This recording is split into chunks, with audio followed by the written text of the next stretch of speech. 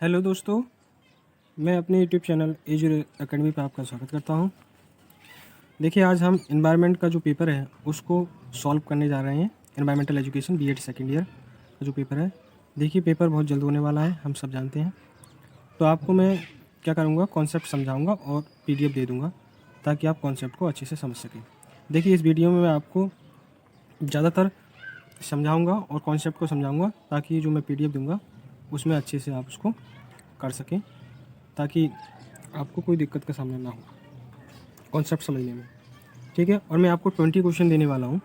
आपको मैं 20 क्वेश्चन दूंगा जिसमें से क्वेश्चन पूछने के जो है चांसेस बहुत ज़्यादा रहेंगे। देखिए, आपको करना क्या है, एक लॉन्ग क्वेश्चन करना है, ठीक है, आपको 2 शॉर्ट क्वेश्चन करने हैं। अब एक लॉन्ग करना है, 2 शॉर्ट करने हैं, तो आपको बस ये 20 क्वेश्चन करके चले जाना है। और 20 में से मैं श्योरिटी के साथ 100% कह सकता हूँ कि यहाँ से आप इन 3 क्वेश्चन को कर सकते हैं, क्योंकि एक लॉन्ग और 2 शॉर्ट कितने हो गए, 3 क्वेश्चन। तो आप 3 क्वेश्चन को आप यहाँ से सॉल्व कर सकते हैं 20 क्वेश्चन से। ठीक है, निश्चिंत रहिए, एजुर एकेडमी आपकी हमेशा हेल्प करने के लिए तैयार रहेगी। तो देखिए, अब मैं एक एक करके 1 से लेकर 20 तक क्वेश्चन कराता जाऊँगा आपको, और आप यहाँ समझ लीजिए। नोट्स शायद आप बना सके तो बनाइए, वरना रहने दीजिए। नोट्स बनाने की कोई आवश्यकता नहीं है। आप ऐसा करिए कि जो मैं आपको PDF प्रोवाइड कराऊंगा वहाँ से आप जो है इस कॉन्सेप्ट को समझ लीजिएगा। ठीक है, और इसमें मैं ज़्यादा डिटेल में जाऊँगा और ये वीडियो थोड़ी लंबी होने वाली है, तो पेशेंस रखिएगा, की पेशेंस।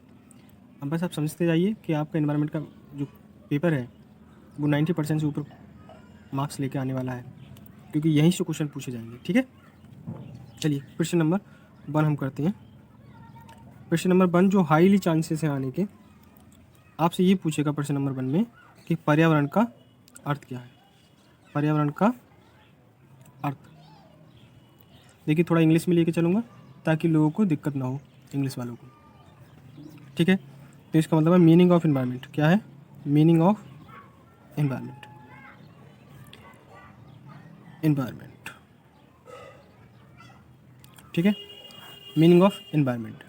देखिए, जो मीनिंग क्या होती है इसकी, पर्यावरण की, पर्यावरण हम इतना ज़्यादा समझते हैं, तो इसकी मीनिंग क्या होती है? देखिए, हम इस शब्द में ही जाते हैं अंदर। जो पर्यावरण बना है, अगर आप पर्यावरण शब्द की संधि विच्छेद करें, ठीक है, तो एक बनेगा परि प्लस आ प्लस वरण। ठीक है, यानी परि प्लस आ प्लस वरण। तो इसका जो मतलब हुआ, ऐसा वातावरण, मतलब हमारे चारों ओर अवस्थित आवरण ही पर्यावरण कहलाता है। पहले तो इसकी मीनिंग समझ लीजिएगा कि जो हमें चारों तरफ से घेरे हुए हैं, इस शब्द की मीनिंग हो जाती है जो हमें चारों तरफ से घेरे हुए हैं। ठीक है, तो जो हमें, इस शब्द की जो मीनिंग हो जाती है वो हो जाती है जो हमें चारों तरफ से घेरे हुए हैं। पर्यावरण का ये अर्थ हुआ। ठीक है, पर्यावरण का अर्थ हुआ कि जो हमें चारों तरफ से घेरे हुए हैं, इस पर्यावरण का मीनिंग हुआ। ठीक है, आपसे ये अगला कॉन्सेप्ट ये है कि आप प्रॉपर वे में आप लिखोगे आगे जाके कि हमारे चारों ओर अवस्थित आवरण ही पर्यावरण कहलाता है।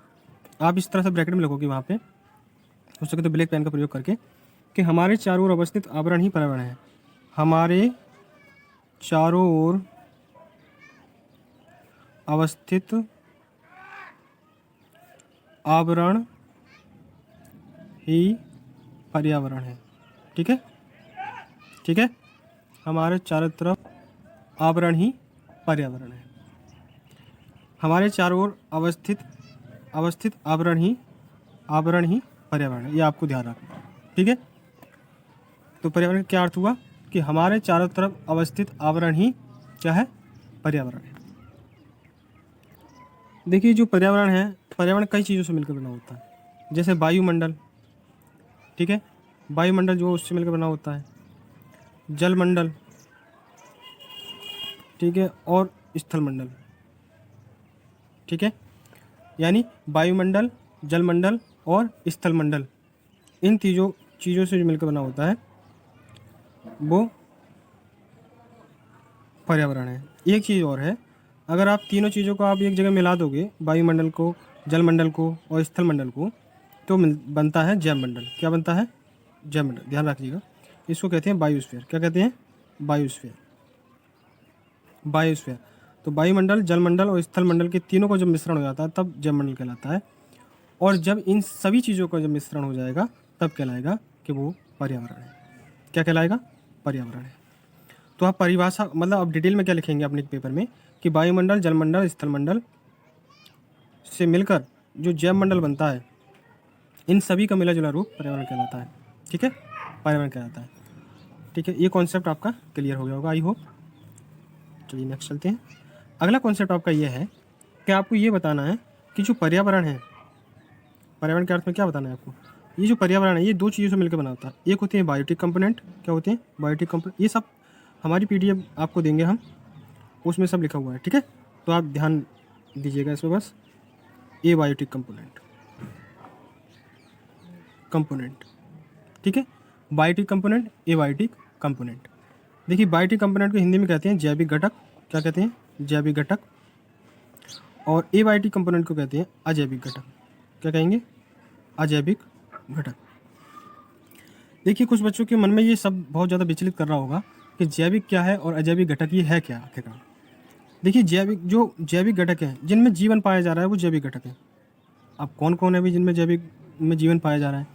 तो जैसे पशु, पक्षी, मानव, ये सब क्या है? ये सब बायोटिक कंपोनेंट है। क्या है? जैविक घटक है।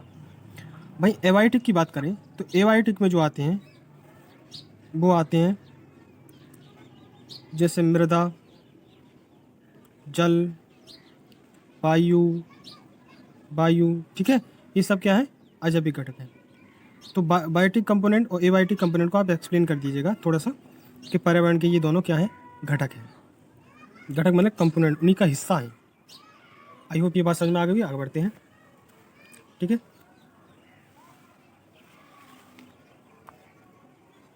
आगे आपको दो डेफिनेशन दे दीजिएगा, एक तो हर्स्कोविट्ज़ की और वुडवर्थ की।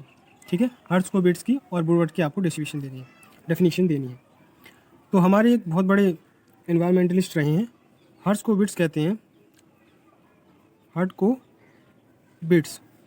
हर्स्कोविट्ज़ क्या कहते हैं?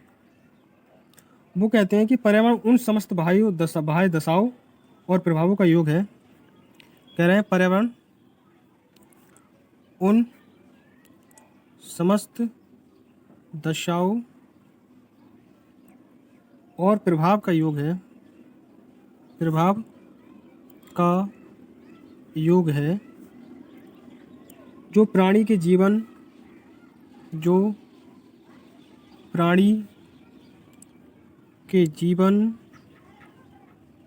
एवं विकास को प्रभावित करता है, एवं विकास को प्रभावित करता है। ये डेफिनेशन आपको ये देनी है हर्स्कोविट्ज़ की। हर्स्कोविट्ज़ क्या कहते हैं कि पर्यावरण उन समस्त दशाओं प्रभाव का योग है जो प्राणी के जीवन एवं विकास को प्रभावित करता है। हर्स्कोविट्ज़ नाम है, ये आपको ध्यान रखना है। ये आपको डेफिनेशन पीडीएफ में मिल जाएगी, आप चिंता न करिएगा।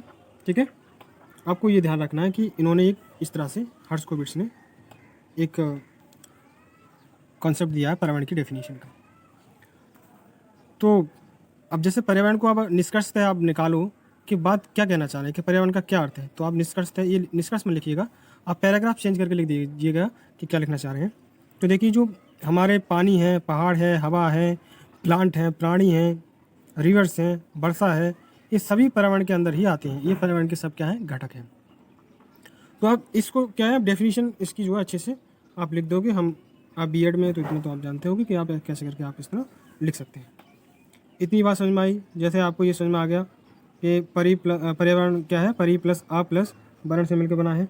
जो हमें चारों तरफ से घेरे हुए वही पर्यावरण है। हमारे चारों अवस्थित आवरण ही पर्यावरण है, आपको ये ध्यान रखना है।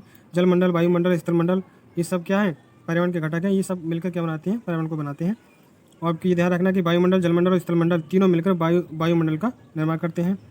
और पर्यावरण की जो कंपोनेंट है थोड़ी सी इन्हें एक्सप्लेन कर दीजिएगा। बायोटिक कंपोनेंट, एबायोटिक कंपोनेंट आप इनको जो है एक्सप्लेन कर देंगे तो आपके मार्क्स अच्छे आएंगे।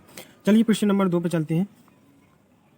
क्वेश्चन नंबर 2 पे देखिए मैं समझाने में टाइम ले रहा हूँ थोड़ा सा, पर आपको ये ध्यान रखना है कि आपको इसमें कुछ नोट नहीं करना है। आप स्पीड बढ़ा के देख लीजिएगा, आप स्पीड बढ़ा लीजिएगा और देख लीजिएगा कि अब मैं क्या समझा रहा हूँ, ठीक है। फिर आप पीडीएफ देखोगे तो आपको कोई दिक्कत नहीं होगी देखने में पीडीएफ। ओके, आगे बढ़ते हैं।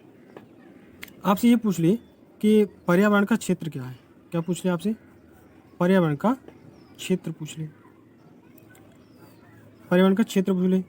तो मनुष्य जो इस समय क्या हो रहा है, देखिए पर्यावरण का क्षेत्र क्या है कि पर्यावरण के लिए कोई योजनाएं चलाई जा रही हैं उसको बचाने के लिए, क्या कोई किसी प्रकार का सम्मेलन हो रहे हैं जो पर्यावरण को बचा रहे हैं, ठीक है। अब देखिए हम जानते हैं कि मनुष्य पर्यावरण को नष्ट करने पर तुला हुआ है, तरह तरह की परियोजनाएं शुरू हो रही हैं, वन काटे जा रहे हैं, खेतों में पराली जलाई जा रही है, परिवहन पर कोई रोक नहीं है। तो ये सब क्या कर रहे हैं, पोल्यूशन बढ़ा रहे हैं, जिससे एनवायरनमेंट को प्रभावित हो रहा है, विनाश हो रहा है एनवायरनमेंट का। पशु पक्षियों का शिकार होता है, जिससे क्या होता है, पर्यावरण में असंतुलन पैदा होता है। तो इसके लिए सरकार ने क्या करा, एक स्टॉकहोम सम्मेलन 1972 में करा था। क्या नाम है? स्टॉकहोम सम्मेलन। स्टॉकहोम सम्मेलन ये स्वीडन में हुआ था, ठीक है। कहाँ हुआ था? स्वीडन, 1972 में। इसमें ये बात कही गई थी कि जो पोल्यूटेंट हैं, जो इन्वायरमेंट को नष्ट कर रहे हैं, उन पर बैन लगाया जाए या उनको बहुत कम किया जाए, बहुत कम किया जाए ताकि इन्वायरमेंट को हम बचा सकें। अगली जो दूसरी कार्रवाई करी है गवर्नमेंट ने, वो करी है कि पृथ्वी सम्मेलन हुआ था 1992 में। क्या हुआ था? पृथ्वी सम्मेलन 1992 में हुआ था, ठीक है। ये हुआ था ब्राज़ील में, ब्राज़ील के शहर रियो में हुआ था, ठीक है। ब्राज़ील के शहर कहाँ हुआ था? रियो में। इसे रियो सम्मेलन भी कहते हैं। 1992 में हुआ था। इसमें ये बात कही गई थी कि हम जो है पर्यावरण को बचाने के लिए वैश्विक लेवल पर काम करेंगे। इसी के तहत कॉप बनाया गया। इसी के तहत हमने 15 सूत्रों को गठित किया कि हम किन चीज़ों को बैन करेंगे, किस चीज़ों पे ज़्यादा ध्यान देंगे, डिजर्टिफिकेशन को कम करेंगे, हम वृक्ष लगाएंगे बहुत ज़्यादा। तो हम पर्यावरण को बचाने के लिए ये सारी चीज़ें करेंगे। इसमें ये बात कही गई थी पृथ्वी सम्मेलन 1992 में। तो आप लिख दीजिएगा ना, इतना तो आप लिख दोगे ना कि पर्यावरण को बचाने की बात कही गई। इसमें 15 सूत्रीय मांग हुई कि हम इन 15 पॉइंटों पर पर्यावरण को बचाने का प्रयास करेंगे। हम रिसाइकिल करेंगे वाटर को, हम पोल्यूशन को कम करेंगे, तापमान को कम करेंगे एनवायरनमेंट की, ठीक है। तो ये सारी चीज़ें हमने इन चीज़ों में कही। जो तीसरा है वो है यूएनएफसीसी।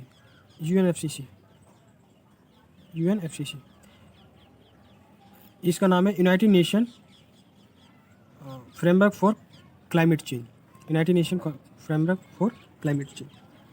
इसमें ये बात कही गई है कि हम 2030 तक अपना जो 2015 का जो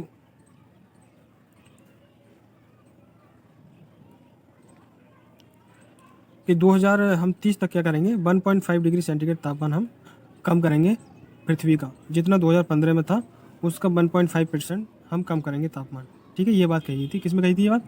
यूएनएफसीसी में, ठीक है। आगे कॉन्फ्रेंस ऑफ पार्टी अभी 26 हुई है। तो देखिए कॉन्फ्रेंस ऑफ पार्टीज भी क्या कर रही हैं, पर्यावरण को बचाने का कार्य कर रही हैं। पर्यावरण को क्या कर रही हैं, बचाने का काम कर रही हैं। ये बहुत सारे जो नेता होते हैं, जैसे हमारे देश के प्रधानमंत्री, जापान के प्रधानमंत्री, यूएसए के प्रधानमंत्री, यूनाइटेड नेशन के प्रेसिडेंट, ये सब क्या करते हैं, एक साथ मिलकर पर्यावरण को बचाने के लिए कुछ फ्रेमवर्क तैयार करते हैं और पर्यावरण को बचाने के लिए इस पर काम करते हैं, ठीक है। आप 5 बजे करिए कर दीजिएगा। अब ये क्योटो प्रोटोकॉल का आप जो है इसको यूज कर दीजिएगा। क्योटो प्रोटोकॉल भी क्या कर रहा है, पर्यावरण को बचाने का कार्य कर रहा है, ठीक है। इसमें कई तरह के पॉल्यूटेंट को बैन करा गया है, ठीक है। मॉन्ट्रियल प्रोटोकॉल, ठीक है। मॉन्ट्रियल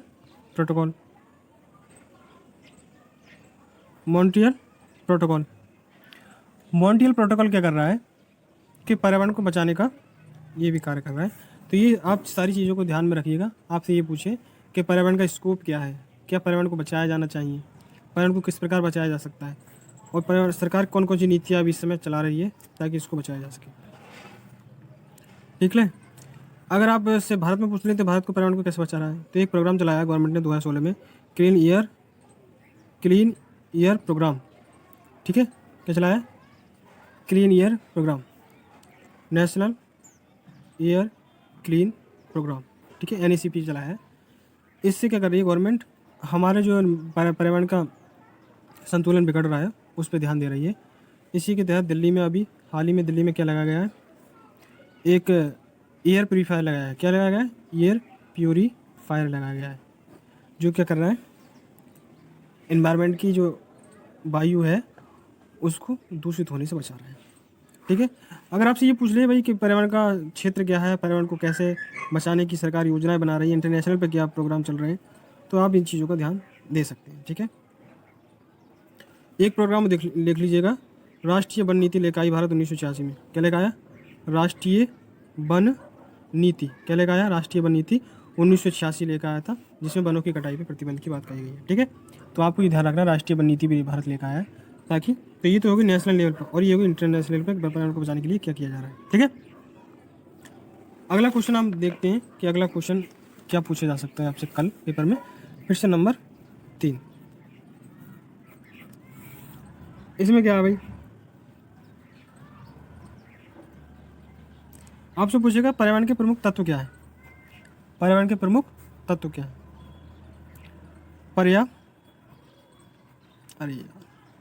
पर्यावरण के प्रमुख तत्व। आपसे पेपर में ये पूछ ले कि पर्यावरण के प्रमुख तत्व क्या हैं, तब आप क्या क्या इसमें लिखेंगे। ठीक है, अब कौन कौन से तत्व हैं आप देख लीजिएगा। तत्व हैं जैसे जलवायु एक तत्व है। क्या है? जलवायु। थोड़ा सा जलवायु के बारे में आप लिख दीजिए पेपर में। ठीक है, दूसरा है यहाँ की जो प्राकृतिक वनस्पति है, प्राकृतिक वनस्पति। तो प्राकृतिक वनस्पति भी क्या है? पर्यावरण का एक तत्व है। तीसरा मृदा है। ठीक है, थोड़ा सा इनके बारे में आप लिख दीजिएगा। ठीक है, आगे बढ़ते हैं। फिर जल राशियाँ हैं, जल राशियाँ हैं जो ओशियन करंट होती हैं उनके बारे में कर रहे हैं। जल राशियाँ हैं, ये सब क्या है? ये सब क्या है? एनवायरनमेंट का ही भाग है। आप थोड़ा जलवायु में ये लिख दीजिएगा कि तापमान, और तापमान के बारे में थोड़ा बता दीजिएगा। वायु, ठीक है, आर्द्रता, आर्द्रता जिसे तक बैट कहते हैं, एयर और टेम्परेचर, सब ये क्या है? पर्यावरण के क्या है? घटक हैं, तत्व हैं। तो आपसे तत्व पूछ ले या घटक पूछ ले, तब आप यही लिखेंगे। और क्या है?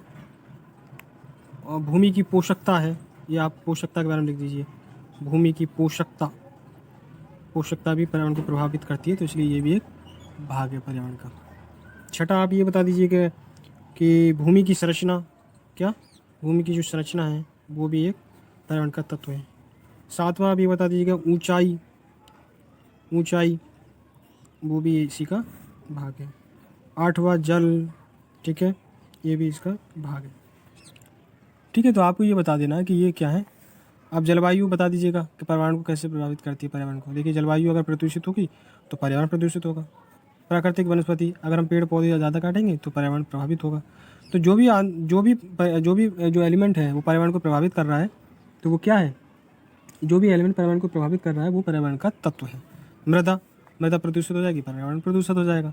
ठीक है, जल राशियाँ, जल राशियाँ अगर मान लीजिए कोई जल राशि इक्वेटर से अगर ध्रुव की ओर जा रही है और वो ध्रुव से फिर इक्वेटर की तरफ आने शुरू कर दे, तो उससे क्या होगा? पर्यावरण में प्रभाव पड़ेगा। बारिश कम हो जाएगी, कहीं पर बारिश ज़्यादा हो जाएगी, तो मानसून प्रभावित होगा। इसका मतलब पर्यावरण प्रभावित होगा। ठीक है, भूमि की पोषकता, कहीं पे डिजर्टिफिकेशन हो जाए, मरुस्थलीकरण हो जाए, यानी वहाँ पे उस भूमि की पोषकता ही चली जाए, ठीक है, तो क्या होगा? उसको कहेंगे कि हम यहाँ पे ये भी पर्यावरण का तत्व है और ये पर्यावरण को प्रभावित कर रहा है। ठीक है, भूमि की संरचना, देखिए कहीं पे भूमि ऊबड़ खाबड़ होती है, उच्चावच जैसी स्थिति बन जाती है, कहीं नीची कहीं ऊंची, तो वहाँ पे जो है ऐसी फसलें नहीं हो सकती जो जैसे गन्ना है, गेहूँ है, ये सारी चीज़ें नहीं हो सकती। वहाँ सिर्फ चाय की खेती हो सकती है।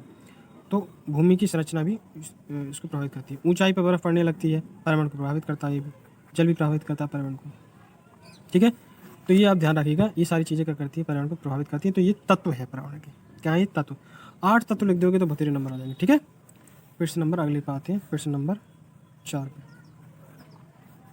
क्वेश्चन नंबर 4 कौन सा है? देखिए 20 क्वेश्चन में से 4 क्वेश्चन में चौथे पे आ गया हूँ, ध्यान रखिएगा आप। ठीक है, अगला है पर्यावरण का महत्व क्या है। आपसे पूछ लिए पर्यावरण का महत्व, आपसे क्या पूछ लिए? पर्यावरण का महत्व, कि पर्यावरण का महत्व क्या है, आपसे ये पूछ ले। क्या पूछ ले? पर्यावरण का महत्व क्या है। तब आप क्या कहोगे?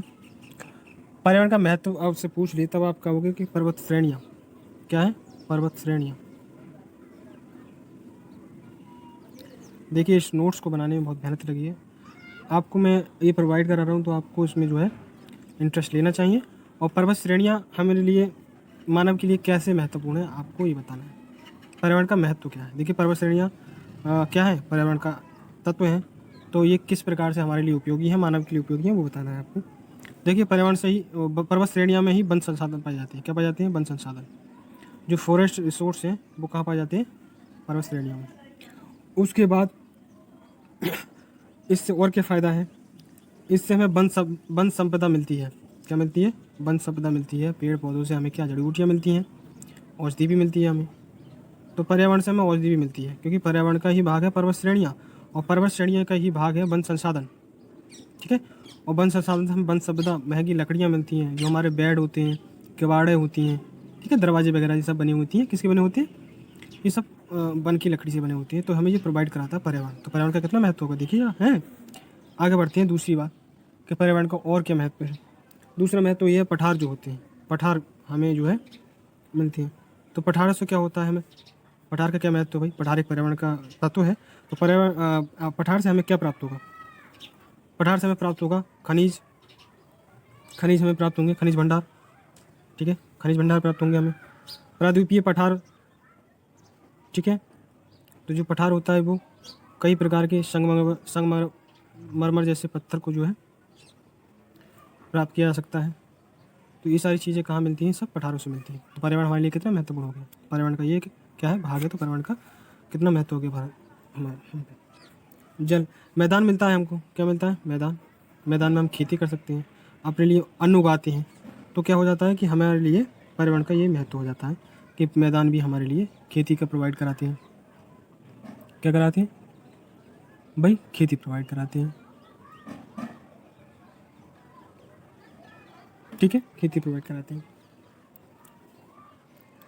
आवास भी देते हैं। क्या देते हैं? आवास भी देते हैं, ध्यान रखिएगा। आवास हमको कौन प्रोवाइड कराते हैं? आवास हमको प्रोवाइड कराते हैं मैदान। चौथा चीज़ जो है वो है जल संसाधन। क्या है? जल। तो जल भाई हमारे लिए बहुत ज़्यादा इंपॉर्टेंट है। मानव शरीर का 70% से 75% भाग जल से ही बना हुआ है। तो ठीक है, तो जल तो बहुत ज़्यादा ज़रूरी है हमारे लिए। पर्यावरण का ही भाग है जल। तो नदियाँ यहीं से हमें मिलती हैं पीने के लिए पानी। ठीक है, वर्षा में वृद्धि भी करती हैं नदियाँ। वर्षा में क्या करती हैं? वृद्धि करती हैं नदियाँ। तो आप इन चीज़ों को ध्यान रखिएगा, ये पर्यावरण का महत्व है। ठीक है, आपका पर्यावरण का महत्व आपसे पूछ ले तो ये आपको बताना है। ठीक है, आपको फिर ये बताना है कि खनिज पदार्थ जैसे हमें लोहा मिलता है। खनिज पदार्थ भी इसी से मिलते हैं। लोहा, टीन, तो ये सब कहाँ से मिलते हैं? ये सब कहाँ से मिलते हैं?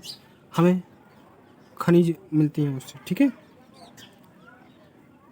और अगला जो है वो दिखा दीजिएगा कि जलवायु। जलवायु हमें कई तरह से प्रभावित करती है। जलवायु से हमारा स्वास्थ्य प्रभावित होता है। क्या प्रभावित होता है? स्वास्थ्य प्रभावित होता है। ठीक है, स्वास्थ्य प्रभावित होता है किससे? जलवायु से हमारा स्वास्थ्य प्रभावित होता है। ठीक है, वातावरण अनुकूलन प्रभावित होता है। वातावरण अनुकूलन क्या होता है? प्रभावित होता है। अब पर्यावरण के महत्व में ये सारी चीज़ें लिख दीजिएगा, नंबर पूरे आएंगे। पर्वत श्रेणियाँ, पठार, मैदान, जल, खनिज, जलवायु। ठीक है, ये सारी चीज़ें आप लिख दोगे तो क्या होगा? आपको नंबर अच्छे मिल जाएंगे। पर्यावरण का महत्व हो तब ये चीज़ें लिखिएगा। ठीक है, देखिए मैं शॉर्ट नोट्स करा रहा हूँ, आपको खुद करना है डिटेल में। नोट्स में दे दूँगा, ठीक है, PDF दे दूँगा। अगला जो क्वेश्चन है वो है प्रश्न नंबर 5। क्या है? प्रश्न नंबर 5 सबसे महत्वपूर्ण प्रश्न आ गया। इसे कहते हैं जैव विविधता। जैव विविधता, जैव विविधता इसे कहेंगे बायोडाइवर्सिटी। क्या है? बायोडाइवर्सिटी। जैव विविधता क्या होती है भाई? देखिए जैव विविधता ये होती है जीव जंतु व पेड़ पौधों की जो है विभिन्नता ही जैव विविधता कहलाती है। जो पेड़ पौधे होते हैं, पेड़ पौधे व जीव जंतु की विभिन्नता या विविधता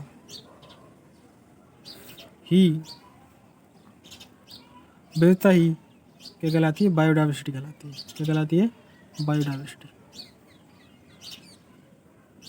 ठीक है, देखिए बायोडाइवर्सिटी क्या होती है थोड़ा डिटेल में बताता हूँ। देखिए एक जंगल में एक शेर रह रहा है, वहीं बकरी रह रही है। शेर की भी कई प्रजाति हो गई, जैसे चीता भी उसी कुल का है। ठीक है, बाघ, ठीक है, हैं, और लेपर्ड,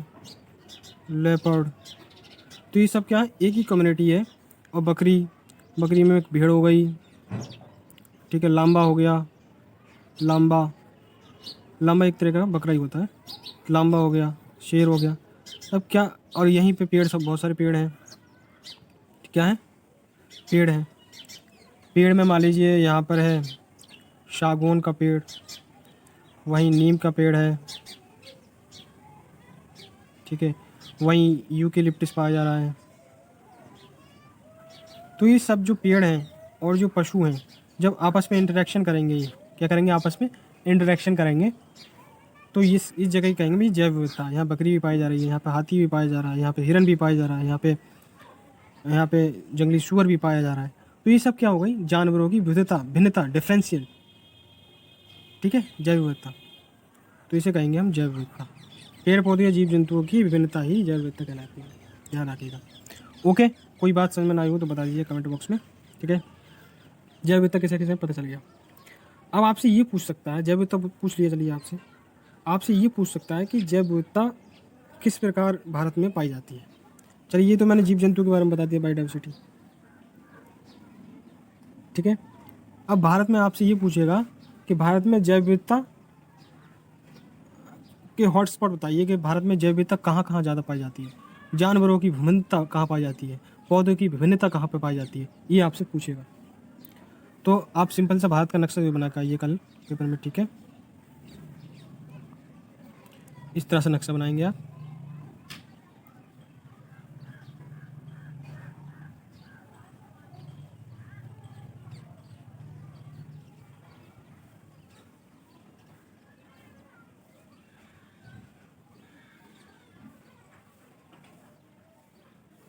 ठीक है, इस तरह से आप भारत का नक्शा बना के आइएगा। अब आपको यहाँ पे हम आपको बताएंगे कि भारत के हॉटस्पॉट क्या कौन कौन से हैं। ठीक है, भारत में हॉटस्पॉट कौन कौन से, जहाँ पे कई सारे जानवर एक ही जगह पाए जाते हैं, यानी बहुत ही तादाद में एक जगह जानवर, पेड़ पौधे बहुत ज़्यादा पाए जाते हैं, वहीं को हॉटस्पॉट कहते हैं। क्या कहेंगे? Hot spot. क्या कहेंगे?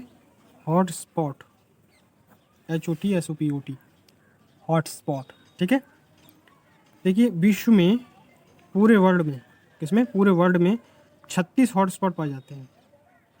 36 हॉटस्पॉट पाए जाते हैं पूरे विश्व में, जिसमें से भारत में 4 हॉटस्पॉट पाए जाते हैं। भारत में कौन कौन से पाए जाते हैं? 4 हॉटस्पॉट पाए जाते हैं, ठीक है। चारों के नाम मैं बताता हूँ, ठीक है। पहले का नाम है पश्चिमी घाट, दूसरा का नाम है पूर्वी हिमालय, तीसरे का नाम है इंडो बर्मा क्षेत्र, और चौथे का नाम है सुंडालैंड क्षेत्र। क्या है? सुंडालैंड क्षेत्र, ठीक है। ये 4 हॉटस्पॉट हैं भारत में। अब इनकी मैं स्थिति बताने वाला हूँ, ये भारत में कहाँ पाए जाते हैं। ओके, चलिए भारत की मैप पा जाइए, ठीक है। देखिए यहाँ पे अंडमान निकोबार है हमारा, ठीक है, आप जानते होंगे। तो ये रहा पश्चिमी घाट। क्या रहा ये? पश्चिमी घाट। भारत में सबसे ज़्यादा हॉटस्पॉट की बात करें तो सबसे ज़्यादा हॉटस्पॉट यहीं का है, सबसे ज़्यादा जैव विविधता यहीं पाई जाती है। तरह तरह के जानवर, तरह तरह के पौधे, तरह तरह के और चीज़ें, सब क्या पाई जाती है यहाँ पे, सबसे ज़्यादा पाई जाती है। इसे कहेंगे पश्चिमी घाट। क्या कहेंगे? पश्चिमी घाट, ठीक है। यहाँ पे जब आएंगे हम तो ये कहलाएगा पूर्वी घाट। क्या कहलाएगा ये?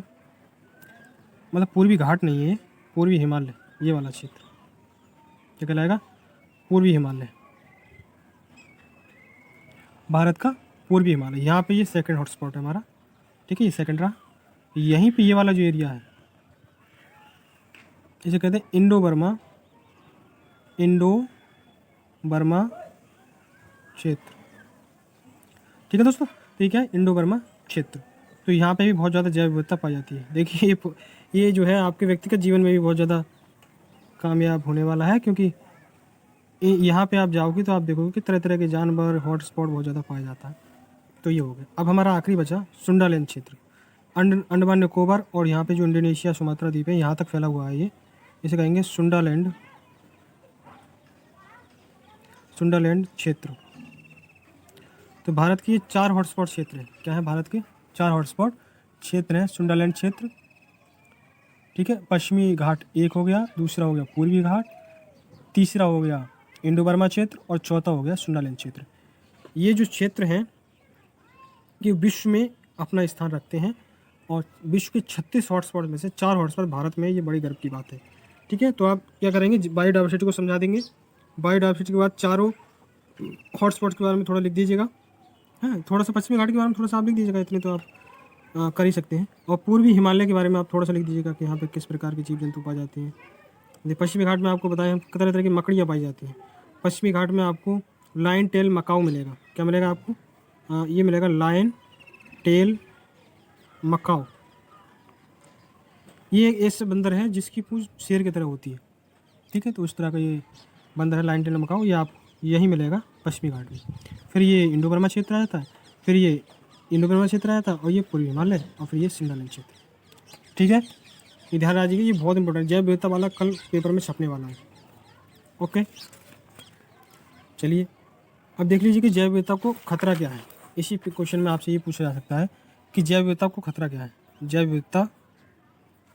विविधता यानी बायोडाइवर्सिटी को खतरा आपसे ये पूछ सकता है वर्तमान समय में बायोडाइवर्सिटी को खतरा क्या है, तब आप आंसर देंगे इस तरह से, ठीक है। बायोडाइवर्सिटी को खतरा क्या है? चलिए भाई, बायोडाइवर्सिटी को खतरा क्या है? देखिए वर्तमान समय में मानव तथा पशुओं का संघर्ष बढ़ता जा रहा है दोनों के बीच में। कई बार शेर और चीता ऐसे जानवर मानव बस्तियों में घुस जाते हैं और वहाँ पे दोनों में संघर्ष होता है, पशु मारा जाता है, मानव घायल हो जाता है, ठीक है। तो ऐसी स्थिति बन जाती है। तो सबसे पहला आप देखिएगा कि आवास में कमी होने की वजह से जो है जैव विविधता को खतरा है। आवास में कमी, देखिए जानवरों के पास अगर आवास ही नहीं रहेगा, औद्योगिकरण बढ़ रहा है, शहर नए बसाए जा रहे हैं, तो उससे क्या हो रहा है? आवासों में कमी हो रही है, जैव विविधता, जानवरों के आवासों में कमी हो रही है, ठीक है। अगला क्वेश्चन देखते हैं। अगला क्या है? अगला ये है कि प्रदूषण बढ़ रहा है। क्या बढ़ रहा है? प्रदूषण बढ़ रहा है। प्रदूषण बढ़ रहा है। प्रदूषण से क्या हो रहा है? कई प्रकार के जो पौधे होते हैं उन पर पपड़ी जम जाती है, उनकी कलियों पर पपड़ी जम जाती है, जिससे क्या हो जाती है? पौधों की मौत हो जाती है। इसी प्रकार से जो लाइकेन है, लाइकेन आपने सुना होगा, ये छतरी जैसी जम जाती है पेड़ों पर, छतरी जैसी, इसे लाइकेन ही कहते हैं इस तरह का, ठीक है। तो ये संकेत होता है कि भाई पर्यावरण में प्रदूषण है, लाइकेन कहते हैं इसे। क्या कहते हैं? लाइकेन, कि भाई खराब प्रदूषण है, प्रदूषण बढ़ रहा है खराब, इसलिए इनकी जो कमी हो जाती है इन्वायरमेंट में, लाइकेन की, ठीक है। तो हमने सबसे पहले देखा कि आवास में कमी की वजह से, प्रदूषण की वजह से भी जैव विविधता को खतरा है। विदेशी जाति का आगमन। देखिए विदेशी जाति से मतलब ये नहीं है कि कोई विदेशी आदमी आ रहा है, यहाँ पे क्या होती है? विदेशी जाति, मान लीजिए कोई ऐसी फसल आ गई जो दूसरी देश की है और वो क्या करती है, फिर वहाँ पे अपना प्रभुत्व जमा लेती है किसी भी स्थान पर। जैसे मक्का हमारे देश की नहीं है, ये यूएसए की है, तो मक्का यूएसए से लाई गई और इसने फिर भारत में अपना स्थान बना लिया। देखिए गेहूँ में बथुआ हो जाता है, वो विदेशी प्रजाति है, वो हमारे देश की फसलों को नहीं होने देती है, जैव विविधता को उससे भी खतरा है। तो सबसे पहले आप लिख लीजिए जैसे बथुआ, ठीक है, बथुआ गेहूँ के खेत में होता है बथुआ। इससे क्या हो जाता है कि फसल की रुक जाती है, फसल की बढ़वार रुक जाती है। ठीक है। कई तरह की घास हैं जो विदेश से आ जाती हैं और हमारे देश की फसल को बर्बाद कर देती हैं। ठीक है। तो ये सब चीज़ें क्या हैं, जैव विविधता को खतरा है। अगला खतरा कौन सा है? अगला खतरा है, अगला क्या है? शिकार बहुत ज़्यादा होता है। देखिए, जानवरों का उपयोग कई तरह की दवाइयों में किया जाता है, मनोरंजन के लिए किया जाता है, दवाइयों में किया जाता है, दवाइयों में किया जाता है, मनोरंजन के लिए किया जाता है, दांतों के लिए, हाथी का जो दांत होता है उसका तरह तरह इस्तेमाल किया जाता है, सींग का इस्तेमाल किया जाता है उनके। तो ये सब चीज़ें क्या करती हैं, मानव शिकार को बढ़ावा देती हैं, शिकार को बढ़ावा देती हैं। ये तस्करी को भी बढ़ा देती है। 5 पॉइंट लिख दीजिएगा, तस्करी। तो ये तस्करी को भी बढ़ावा देती हैं। जैसे दवाइयों के लिए कुछ जानवर, जैसे लांबा था अभी, एक लांबा एक प्रकार का बकरा जैसा जानवर होता है।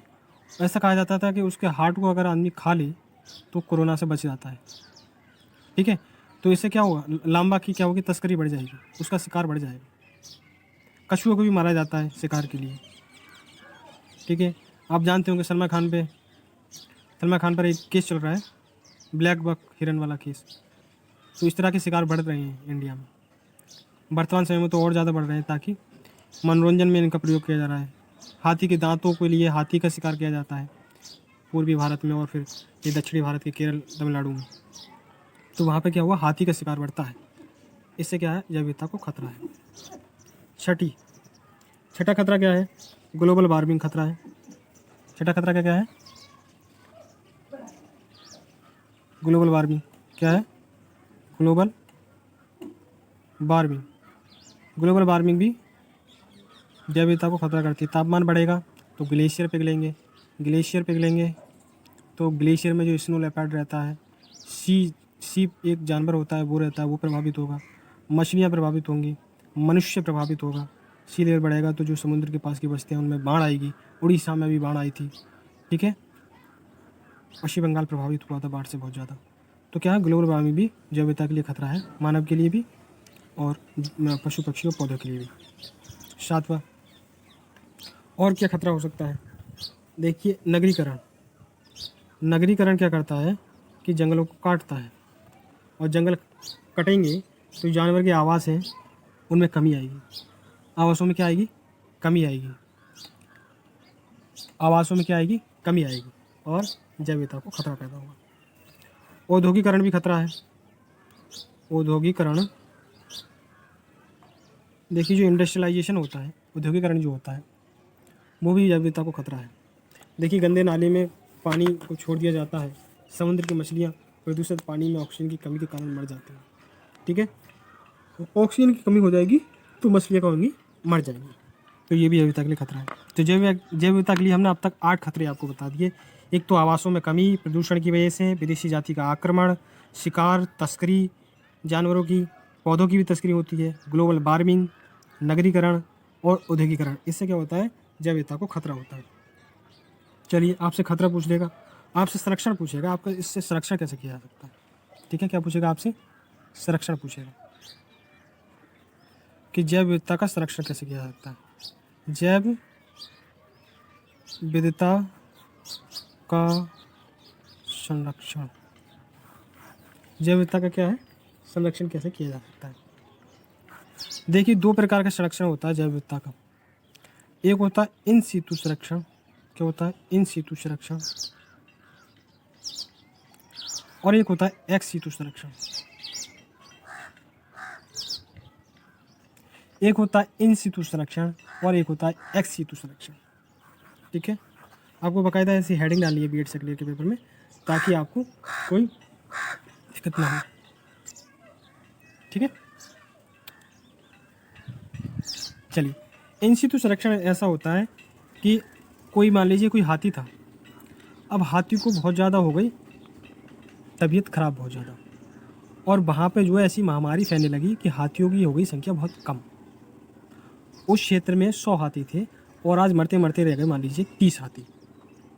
अब सरकार का एकदम से ध्यान दिया, सरकार हो गई बहुत ज़्यादा अलर्ट कि हाथियों की संख्या कम हो रही है, हमें इन सितु संरक्षण करने की आवश्यकता है। तो इन सितु संरक्षण वो होता है उन हाथियों को वहीं पर दवाइयाँ, मेडिकल सुविधा और बहुत सारी सुविधाएं दे दी जाएं। उनके लिए गन्ना की व्यवस्था कर दी जाए, खाने में उनको पसंद है। उनके लिए डॉक्टरों की व्यवस्था कर दी जाए जो हाथियों को इंजेक्शन वगैरह लगा के उनकी महामारी को रोक सकें, तो इसे कहेंगे इन सितु संरक्षण। तो इन सितु संरक्षण वो संरक्षण है जब जैव विविधता को बचाने के लिए, जानवरों को बचाने के लिए उनके आवास स्थान पर ही उनका संरक्षण किया जाए, तो इस प्रकार के संरक्षण को कहते हैं इन सितु संरक्षण। ठीक है, तो इन सितु संरक्षण में होता है आवास स्थान पर ही संरक्षण, आवास स्थान पर ही संरक्षण करें, तो इसे कहेंगे इन सितु संरक्षण। इनमें एग्जाम्पल देख लीजिए, सरकार क्या क्या करती है इनके लिए सरकार करती है जैव संरक्षित क्षेत्र बनाती है। क्या बनाती है? जैव संरक्षित क्षेत्र बनाती है। नेशनल पार्क बनाती है जहाँ पे मनुष्य की कोई किसी प्रकार की आवाजाही नहीं होती है, चारों तरफ से बाउंड्री कर दी जाती है नेशनल पार्क की, या बाड़ लगा दी जाती है तारों की, और उसमें मनुष्य का प्रवेश प्रतिबंधित होता है। ठीक है, मनुष्य उस जंगल में नहीं जा सकता जिसमें नेशनल पार्क घोषित किया गया है। वन्य जीव अभ्यारण्य होती है, वन्य जीव अभ्यारण्य। देखिए वन्य जीव अभ्यारण्य क्या होते हैं कि यहाँ पर जानवरों को अलग रख दिया जाता है, और फिर मनुष्य भी इसको देख सकते हैं। वाइल्ड लाइफ सेंचुरी में हम जो देखने जाते हैं बड़े बड़े चिड़ियाघरों में, वो यही है वन्य जीव अभ्यारण्य। ये कहेंगे इन सितु संरक्षण। इसके बाद कहेंगे एक्स सितु संरक्षण। देखिए इन सितु संरक्षण में आवास स्थान पर ही संरक्षण हो रहा था जीव जंतु का। देखिए इसमें इन सितु संरक्षण में पौधे भी हो सकते हैं, जानवर भी हो सकते हैं, ऐसी कोई दिक्कत वाली बात नहीं है कि केवल जानवरों के लिए ही संरक्षण है। ये संरक्षण पौधों के लिए भी है और जीव जंतुओं के लिए भी है। ठीक है, तो इसमें जो आवास स्थान पर ही संरक्षण होता था, इसमें आवास स्थान से बाहर संरक्षण होगा। आवास एक्स सितु संरक्षण में क्या होगा? आवास स्थान से बाहर संरक्षण,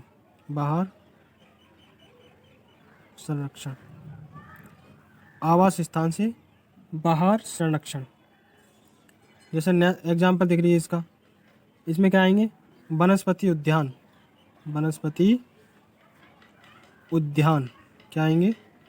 वनस्पति उद्यान, बोटेनिकल गार्डन जिसने कहते हैं। बोटेनिकल गार्डन में क्या करते हैं कि जो पेड़ पौधे होते हैं जो अब मान लीजिए उनकी प्रजाति नष्ट ही होने वाली है, तो ऐसी प्रजातियों का क्या किया जाता है? संरक्षण किया जाता है बोटेनिकल गार्डन में।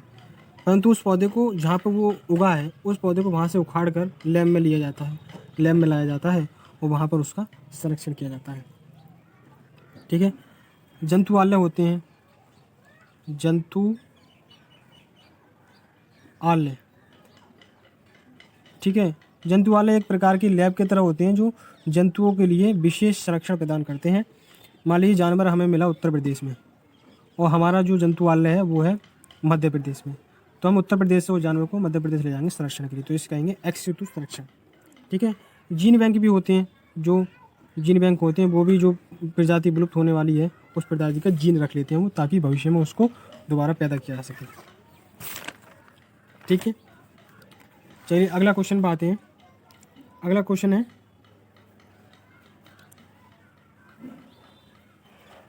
कि पर्यावरण, अगला क्वेश्चन है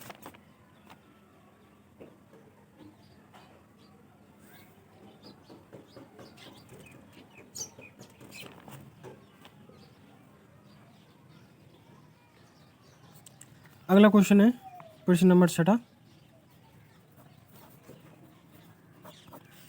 प्रश्न नंबर 6 कि माध्यमिक स्तर पर पर्यावरण संरक्षण के कार्यक्रम बताइए। माध्यमिक स्तर पर पर्यावरण संरक्षण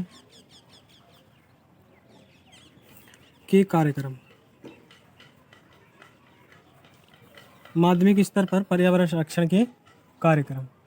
ठीक है, तो हम माध्यमिक स्तर के जो विद्यालय हैं उनमें किस प्रकार के कार्यक्रम चलाएं ताकि बच्चों में पर्यावरण शिक्षा का विकास हो, पर्यावरण दृष्टिकोण, एनवायरनमेंट के लिए दृष्टिकोण सकारात्मक हो, पर्यावरण को बचाने में वो अच्छे कार्य करें। तो शिक्षकों की प्राथमिक तो शिक्षक कई तरह से जो है कई प्रकार के कार्यक्रम चलाकर बच्चों में जागरूकता पैदा कर सकते हैं। जैसे पर्यावरण का महत्व समझाएं। शिक्षक क्या करें? पर्यावरण का महत्व समझाएं। पर्यावरण का महत्व समझाएं। पर्यावरण का क्या समझाएं? महत्व समझाएं। दूसरा क्या करें? पर्यावरण के प्रति सचेत व संवेदनशील बने।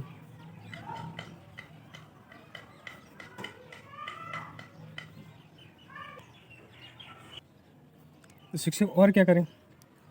शिक्षक करें कि पर्यावरण के प्रति सचेत व संवेदन की शिक्षाशील बनाए रखें। शिक्षक क्या करें? अपने बच्चों में पर्यावरण के प्रति सचेत व संवेदनशील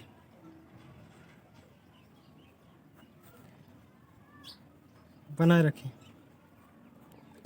सचेत व संवेदनशील बनाए रखें। पर्यावरण समस्या को समाधान ढूंढे। बच्चों को ऐसा बनाएं जो पर्यावरण समस्याओं का समाधान ढूंढे। बच्चों को ऐसा बनाएं जो पर्यावरण समस्याओं का समाधान ढूंढे। पर्यावरण समस्याओं का समाधान ढूंढे। बच्चों से क्या करें? पौधे लगवाएं ताकि बच्चे के अंदर पेड़ पौधे के प्रति सकारात्मक भाव तथा बचाव के लिए प्रेरणा पैदा हो। हमारा जो पर्यावरण दिवस होता है, पर्यावरण दिवस पर कार्यक्रम करवाएं उससे बच्चों से। आप बच्चों के क्या करें? कार्यक्रम करवाएं बच्चों से। ठीक है। और क्या करें? और एनजीओ का निर्माण करवाएं बच्चों से। एनजीओ का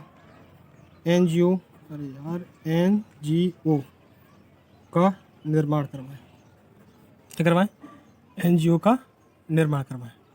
तो ये सारी चीज़ें क्या करें ताकि बच्चों में क्या हो? माध्यमिक स्तर पर पर्यावरण का संरक्षण के कार्यक्रम पैदा हो। बच्चों में जो है पर्यावरण के प्रति सकारात्मक भाव उत्पन्न हो। ठीक है। अब इसके बाद अगला क्वेश्चन आता है प्रश्न नंबर 7। इसका नाम है एसिडिक रेन। क्या है? एसिडिक रेन क्या होती है? एसिडिक रेन अम्लीय वर्षा।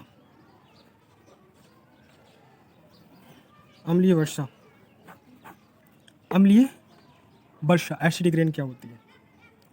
देखिए, सबसे पहले जो एसिडिक रेन वाला शब्द यूज करा था वो करा था रॉबर्ट, एक प्रकार के एनवायरमेंटलिस्ट थे, रॉबर्ट अंग ने कहा था कि एसिडिक रेन कहेंगे हम जब अम्ल की मात्रा जलवाष्प में बढ़ जाती है और जलवाष्प के साथ अम्ल भी बारिश के रूप में धरती पर गिरने लगते हैं, तो इस प्रकार की बारिश को हम एसिडिक रेन कहेंगे। ये बात रॉबर्ट अंग ने कही थी। ठीक है। रॉबर्ट अंग का आप नाम जरूर ध्यान रखिएगा ताकि आपकी मार्क्स बढ़ जाए। ठीक है। अब सीधे तौर पे कहा जाए तो एसिडिक रेन क्या होती है? एसिडिक रेन वो होती है जो वर्षा के पानी में अम्ल की मात्रा बढ़ जाए। वर्षा के पानी में अम्ल की मात्रा बढ़ जाए, इसी को एसिडिक रेन कहते हैं।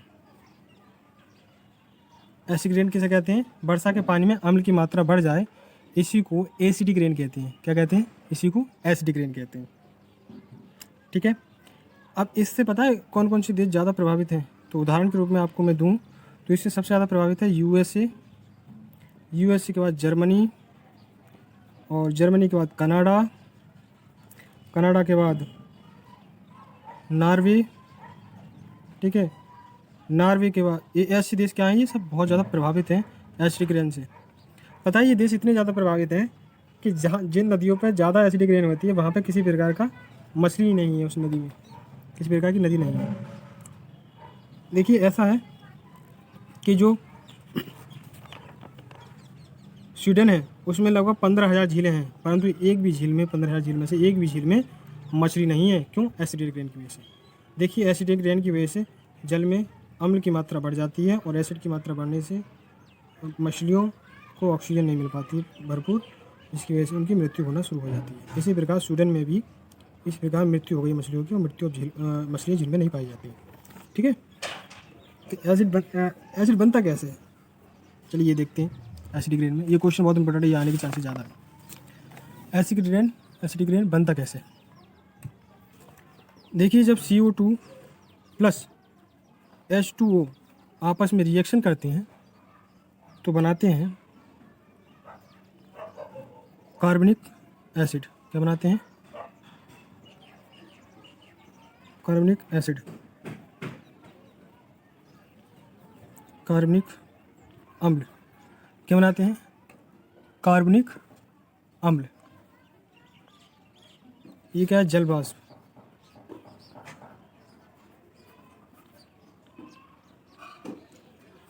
जनरली ऐसा देखा गया है जो सल्फर के ऑक्साइड है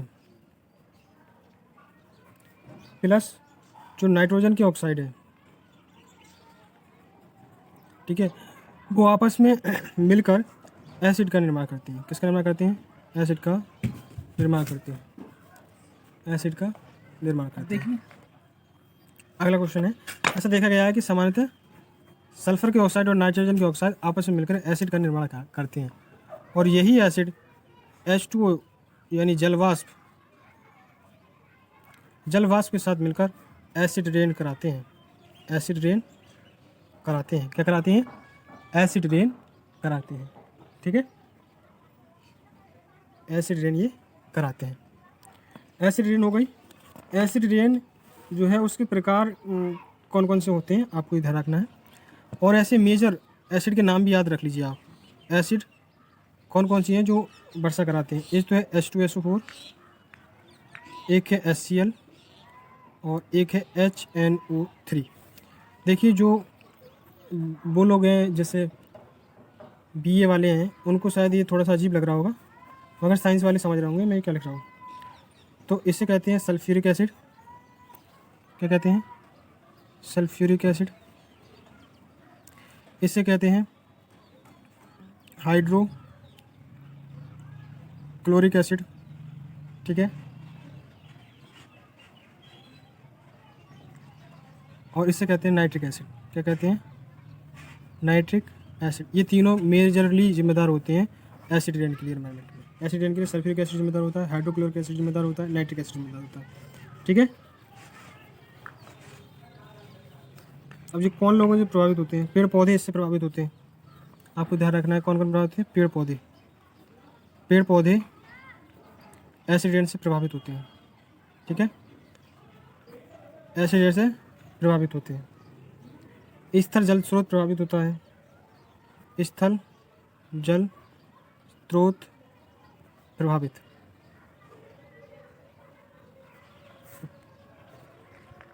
तीसरा है भवनों पर प्रभाव। भवनों पर क्या होता है? प्रभाव पड़ता है। भवनों पर क्या होता है? प्रभाव पड़ता है। पेड़ पौधे प्रभावित होते हैं।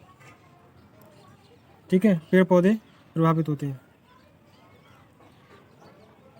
देखिए पेड़ पौधे किस प्रकार प्रभावित होते हैं, जैसे उनमें प्रकाश संश्लेषण की जो मात्रा है वो कम हो जाती है। प्रकाश संश्लेषण क्या हो जाता है? कम हो जाता है। देखिए एसिड रेन होगी तो पत्तों पर गिरेगी और पत्तों पर फिर गिरकर वो प्रकाश संश्लेषण को प्रभावित करती है। इस तरह जल स्रोत प्रभावित होते हैं, जैसे किसी नदी का पानी है, झील का पानी है, ये सब क्या हो जाते हैं? एसिडिक हो जाते हैं, जिसकी वजह से जल में उपस्थित यानी नदी में उपस्थित जीव जंतु को ऑक्सीजन कम मिलती है और उससे फिर उनकी मृत्यु हो जाती है। यही कारण है कि जो स्वीडन में 15,000 झील हैं उनमें एक भी मछली नहीं पाई जाती है। भवन कैसे प्रभावित होते हैं? भवन ऐसे प्रभावित होते हैं कि दीवारों की चमक चली जाती है। भवन में क्या होती है? दीवारों की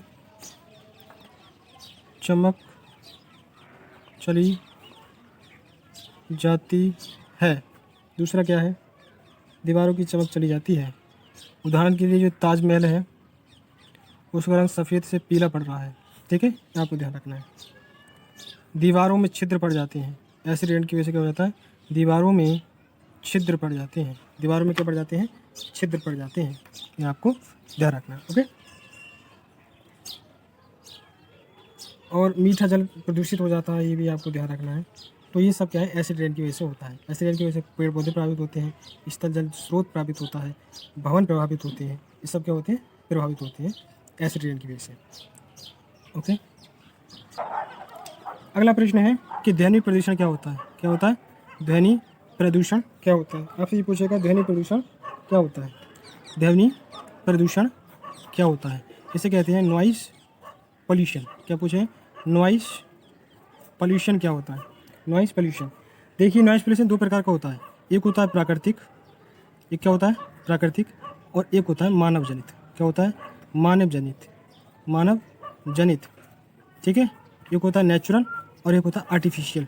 आर्टिफिशियल ध्वनि प्रदूषण और प्राकृतिक ध्वनि प्रदूषण। आपको ये ध्यान रखना है कि प्राकृतिक ध्वनि प्रदूषण में कौन कौन आते हैं। जैसे तेज़ हवाएं आती हैं, तेज़ हवाएं चलती हैं। तेज़ हवाएं क्या करती हैं, नॉइस पॉल्यूशन करती हैं। तेज़ हवाओं के बाद बिजली की कड़क, बिजली की कड़क भी एक प्रकार की प्राकृतिक ध्वनि प्रदूषण है। बिजली की कड़क क्या करती है, बिजली की कड़क भी ध्वनि प्रदूषण करती है, लोग बहरे हो जाते हैं इससे। भूकंप की जो होती है, भूकंप भी क्या करता है, ध्वनि प्रदूषण करता है।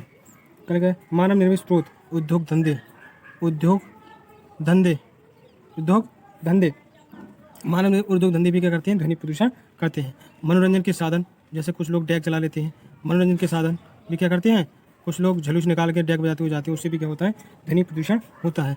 परिवहन के द्वारा भी ध्वनि प्रदूषण होता है। और फिर सायरन के द्वारा भी ध्वनि प्रदूषण होता है। हड़ताल के द्वारा भी ध्वनि प्रदूषण होता है। आपसे पूछ लें कि मानव जनित ध्वनि प्रदूषण, तो मानव ध्वनि प्रदूषण क्या होता है। प्रश्न नंबर 8 की बात करें तो प्रश्न नंबर 8 में स्तंभ पिघलन आपसे पूछ सकता है कि स्तंभ पिघलन क्या है। स्तंभ पिघलन क्या है, स्तंभ पिघलन क्या है। आपसे पूछेगा कि स्तंभ पिघलन या पिलर मेल्टिंग क्या है। पिलर मेल्टिंग क्या है, पिलर मेल्टिंग क्या है। आपसे ये पूछेगा कि पिलर मेल्टिंग क्या है। चलिए, पिलर मेल्टिंग क्या है, एक नेचुरल प्रोसेस है, इनमें ह्यूमन का कोई रोल नहीं है। पिलर मेल्टिंग क्या है, एक नेचुरल प्रोसेस है। क्या है, एक नेचुरल प्रोसेस है, नेचुरल प्रक्रिया है, नेचुरल प्रक्रिया है। इसमें क्या होगा कि जो हमारे ग्लेशियर होते हैं पहाड़ों पर, वो क्या होते हैं, तापमान के बढ़ने की वजह से पिघलना शुरू हो जाते हैं। तापमान के बढ़ने की वजह से क्या होता है, पिघलना शुरू हो जाता है। क्यों पिघलते हैं वो, इसलिए पिघलते हैं क्योंकि CO2 की मात्रा जो पर्यावरण में बढ़ जाती है। CO2 की मात्रा क्यों बढ़ती है, तो क्योंकि हम प्रदूषण करते हैं, हम ऊष्मीय प्रदूषण करते हैं, तापीय प्रदूषण करते हैं, जिससे वजह से क्या हो जाता है, तापमान पर्यावरण का बढ़ जाता है, जिससे CO2 की मात्रा बढ़ने की वजह से भी तापमान बढ़ता है। तो क्या होता है, पृथ्वी का तापमान क्या होता है, पृथ्वी का तापमान क्या होता है, तापमान बढ़ जाता है। पृथ्वी का तापमान क्या होता है, बढ़ जाता है। फिर क्या होता है, उससे होता है ग्रीन हाउस प्रभाव। क्या होता है, ग्रीन हाउस प्रभाव। क्या होता है, ग्रीन हाउस प्रभाव। उससे क्या होते हैं, ग्लेशियर पिघलते हैं। ग्लेशियर क्या होते हैं, ग्लेशियर का क्या होता है, पिघलन होता है। क्या होते हैं, ग्लेशियर पिघलते हैं। और ग्लेशियर के पिघलने से महासागरों का लेवल बढ़ता है। महासागरों का लेवल बढ़ता है,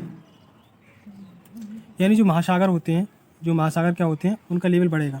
क्योंकि जब आइस कैप छुटेंगी वहाँ से वो पानी कहाँ जाएगा, वो जो बर्फ़ है, जो ग्लेशियर में बर्फ़ जमी हुई है, जब वो पिघलेगी तो वो कहाँ जाएगी, सब समुद्र में जाएगी। समुद्र के बढ़ने से जो समुद्र के लेवल बढ़ जाता है। फिर समुद्र के लेवल बढ़ने से मीठे पानी की तो बर्बादी होती ही है, और जो समुद्र के पास में जो बस्तियाँ हैं वो भी प्रभावित होती हैं। बाढ़ आ जाती है, बाढ़ आने से लोगों में बीमारियाँ फैल जाती हैं। कई तरह की महामारियाँ बाढ़ से फैलने की वजह से मानव जीवन प्रभावित होता है।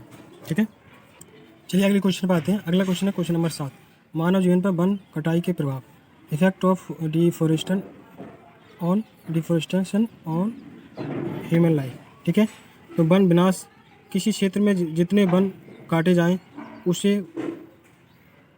उससे लगाए ना जाएं तो वन विनाश कहलाता है। यानी किसी क्षेत्र में आप वन क्या कर रहे हैं, काट तो ज़्यादा रहे हैं पर लगा कम रहे हैं, तो इस प्रकार के स्थिति में हम इसे कहेंगे कि वन विनाश हो रहा है। ठीक है, तो प्रभाव क्या बढ़ेगा वन विनाश से, कच्चे माल की कमी हो जाएगी।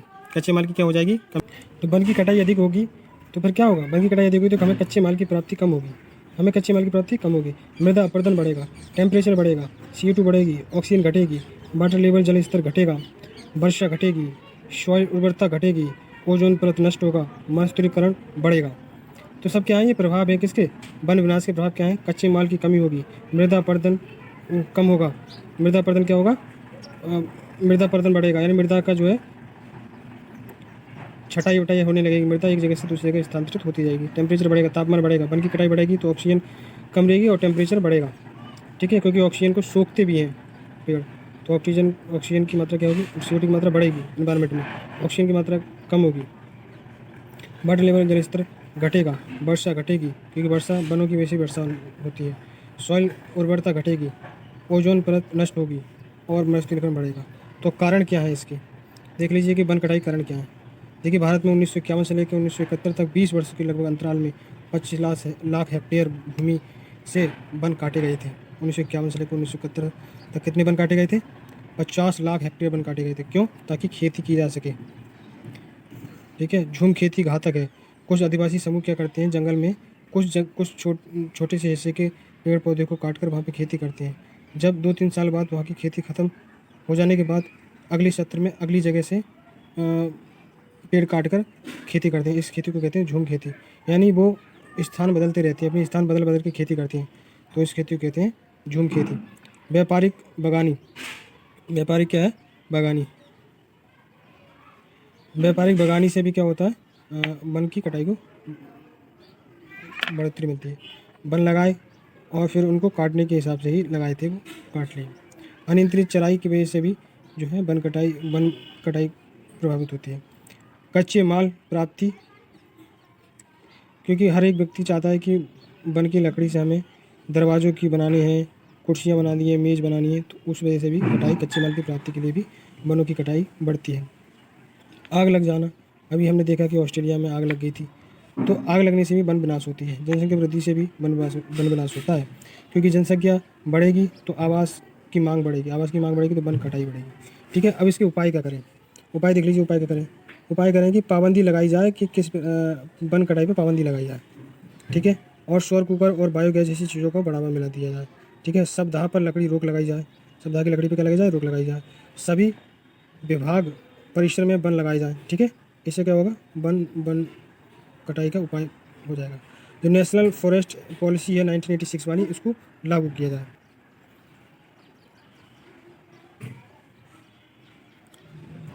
अगला प्रश्न है, खनिज संसाधन का महत्व क्या है। देखिए, जो खनिज संसाधन है जिनका उपयोग मानव के लिए हो वही खनिज संसाधन है, यानी जिनका उपयोग मानव के लिए हो वही क्या है, खनिज संसाधन है।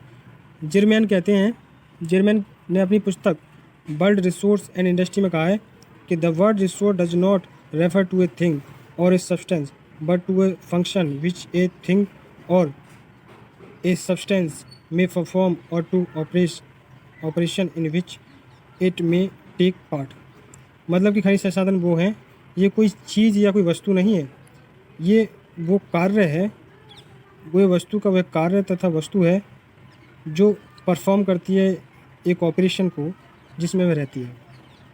मतलब मनुष्य क्या करता है, पर्यावरण से ही खनिजों को लेता है और उन खनिजों से पर्यावरण में ही उसका यूज करके उनको उपयोगी बनाता है, ठीक है। ये कहना चाह रहे हैं जिरमैन। मैं इसकी PDF दे दूंगा, आप टेंशन नहीं लीजिएगा।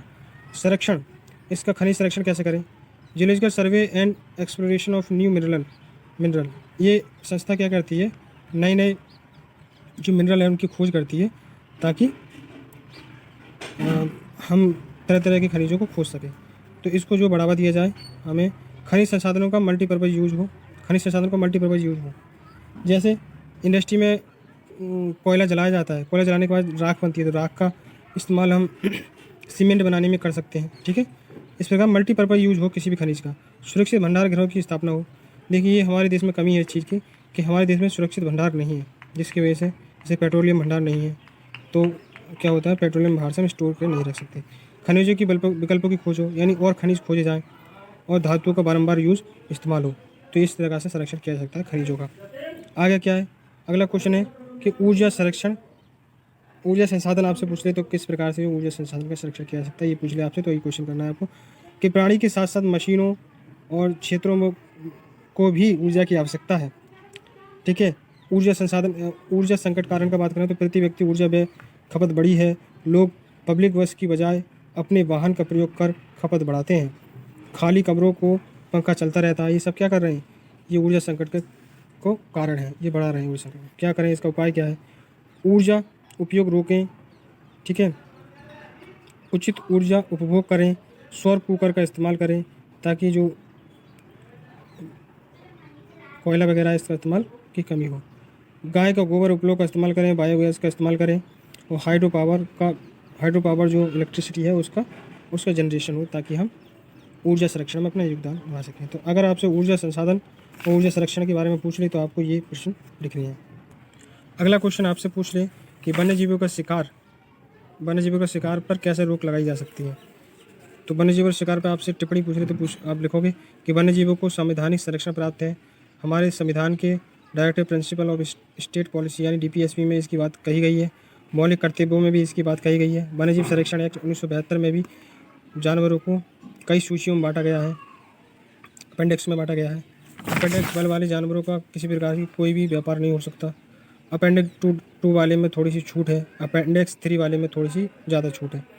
तो यहाँ पे क्या होता है, वन्यजीव संरक्षण अधिनियम 1972 में जीवों का संरक्षण किया गया है। रेड डाटा बुक में जो रेड डाटा बुक है ना, ये बुक ऐसी बुक है जिसमें जिस जानवर या पक्षी का नाम आ जाता है उसका संरक्षण सरकार की प्रतिबद्धता होती है। तो रेड डाटा बुक में ऐसे जानवरों के नाम होते हैं जिनके संरक्षण बिल्कुल अवैध है, जिनका व्यापार बिल्कुल अवैध है, जिसकी खरीद फरोख्त नहीं हो सकती। अगला है वाइल्ड लाइफ सेंचुरी का भी हम स्थापना करते हैं ताकि जानवरों और पौधों का क्या करें, संरक्षण हो सके। नेशनल पार्क का भी गठन करते हैं ताकि वन्य जीवों की जो है संरक्षण हो सके। साइट एक संस्था है, उसमें भी जो है संरक्षण की बात कही गई है कि हम जानवरों का संरक्षण किस प्रकार करें। तो मतलब अवैध शिकार होता ही क्यों है जानवर? तो मनोरंजन के लिए, खाल के लिए, दांत के लिए, सींग के लिए, औषधि के लिए, इसके लिए क्या होता है, जानवर अवैध शिकार बने। यह है पर्यावरण प्रदूषण और स्थानीय वैश्विक प्रभाव पर्यावरण प्रदूषण है। पोल्यूशन का हिंदी रूपांतरण दूषित करना है, ठीक है। डॉक्टर बीरवाला रस्तोगी कहते हैं कि मृदा, वायु व जल भौतिक, रासायनिक एवं जैविक गुणों में होने वाले ऐसे परिवर्तन को जो मनुष्य के जीवन, उसके रहन सहन, उसके महत्व के अन्य जीवों को प्रभावित करते हैं, प्रदूषण कहलाता है, ठीक है। अगर ये अमेरिकी विज्ञान सलाहकार समिति है, ये कह रही है इन्वायरमेंट पोल्यूशन मनुष्य की गतिविधियों द्वारा डायरेक्ट इनडायरेक्ट रूप से उत्पन्न बाई प्रोडक्ट है जो वातावरण में पूर्ण रूप से अधिकतम प्रतिकूल परिवर्तन उत्पन्न करता है। ऊर्जा स्वरूपों, विकिरण स्तरों, रासायनिक तथा भौतिक संगठन जीवों की संख्या में प्रभावित करता है। बायोटिक कम्युनिटी, एबायोटिक कम्युनिटी में पहले बता चुका हूँ आपको, ठीक है। एक दूसरे पर ये निर्भर होती हैं, ठीक है। तो प्रदूषण कितने प्रकार का होता है आप ये देख लीजिए। प्रदूषण, एक वायु प्रदूषण होता है, एक जल प्रदूषण होता है, मृदा प्रदूषण भी होता है, ध्वनि प्रदूषण होता है, रेडियोएक्टिव प्रदूषण होता है, ताप प्रदूषण होता है, पेस्टिसाइड तथा हर्बिसाइड का प्रदूषण होता है। तो इस प्रकार का प्रदूषण, इनके बारे में आप लिख दीजिएगा थोड़ा थोड़ा। देखिए, आप जब वायु प्रदूषण के बारे में लिखेंगे तो धुआं लिखेंगे, धुआं से भी होता है, तो इसके बारे में थोड़ा सा लिख दीजिएगा, ठीक है। इकोसिस्टम किसे कहते हैं? अगला क्वेश्चन है इकोसिस्टम किसे कहते हैं। देखिए, इकोसिस्टम में जैविक घटक तथा अजैविक घटक यानी बायोटिक कंपोनेंट तथा एबायोटिक कंपोनेंट दोनों शामिल हैं। दोनों ही परस्पर निर्भर होते हैं। जैसे बायोटिक कंपोनेंट जैसे जल है, तो जल पे मानव निर्मित है, पशु निर्भर है, ठीक है। तो सब ये निर्भर है, तो इसी वजह से कहेंगे कि तो बायोटिक कंपोनेंट, एबायोटिक कंपोनेंट परस्पर निर्भर होते हैं। बायोटिक कंपोनेंट में आते हैं पशु, पक्षी, मानव, पौधे, ये सब क्या आते हैं बायोटिक कंपोनेंट में। एबायोटिक कंपोनेंट के अंदर पानी, जल, कार्बनिक एसिड सब क्या आते हैं, ये एबायोटिक कंपोनेंट में आते हैं। देखिए, जो एक चक्र चलता है बायोटिक कंपोनेंट का और एबायोटिक कंपोनेंट का, किस प्रकार से जो है ऊर्जा का जो है चक्र चलता है। उत्पादक होते हैं पेड़ पौधे, ये उत्पादक होते हैं। फिर ये लोग उत्पादक क्या करते हैं, उपभोक्ता के लिए भोजन का निर्माण करते हैं। ये लोग पेड़ पौधे उपभोक्ता कौन होते हैं, और मतलब ये क्या होते हैं, उत्पादक पर निर्भर होते हैं। पशु पक्षी ये सब किस पर होते हैं, पौधों पर निर्भर होते हैं। तो इन्हें उत्पादक कहते हैं, इन्हें उपभोक्ता कहते हैं, ठीक है। पशु पक्षी ये सब निर्भर होते हैं उत्पादक पे। अब उत्पादक भी उपभोक्ता भी 3 तरह के होते हैं, प्राथमिक उपभोक्ता, द्वितीयक उपभोक्ता, तृतीयक उपभोक्ता, ठीक है। प्राथमिक उपभोक्ता कौन होते हैं, शाकाहारी पशु जैसे बकरी, भेड़, ये सब क्या है, शाकाहारी, ये प्राथमिक उपभोक्ता होते हैं। द्वितीयक उपभोक्ता होते हैं जो मांसाहारी होते हैं, जो प्राथमिक उपभोक्ता को खाते हैं, जैसे हिरन को शेर खाता है, ठीक है। हिरन को क्या होता है, शेर खाता है। होते हैं तृतीयक उपभोक्ता, ये वो उपभोक्ता होते हैं जो मांसाहारी जानवर को यानी द्वितीयक उपभोक्ता को खाते हैं, जैसे सांप को बाज खाता है, ठीक है। सांप को बाज खाता है। जैसे हाइना को कौन खाता है, हाइना को शेर खा लेता है, ठीक है। तो जब ये तृतीय उपभोक्ता मर जाता है, जैसे शेर मर गया, तो शेर मरने के बाद वो छोटे छोटे सूक्ष्म जीव होंगे, उसको सड़ा देंगे, और सड़ाने के बाद क्या करेंगे, नाइट्रोजन, ऑक्सीजन और फास्फोरस, कैल्शियम, आयरन और मैग्नीशियम, ये सही तत्व में तोड़ देंगे, और ये तत्व फिर क्या ले लेंगे, पेड़ पौधे ले लेंगे। तो एक साइकिल चलती रहती है इस तरह से, क्या चलती रहती है, साइकिल चलती रहती है, जिससे क्या हो जाता है, एक फूड चेन बन जाती है। तो आपसे ये भी पूछा जा सकता है कि फूड चेन क्या होता है। फूड चेन आप देख लीजिए क्या होता है।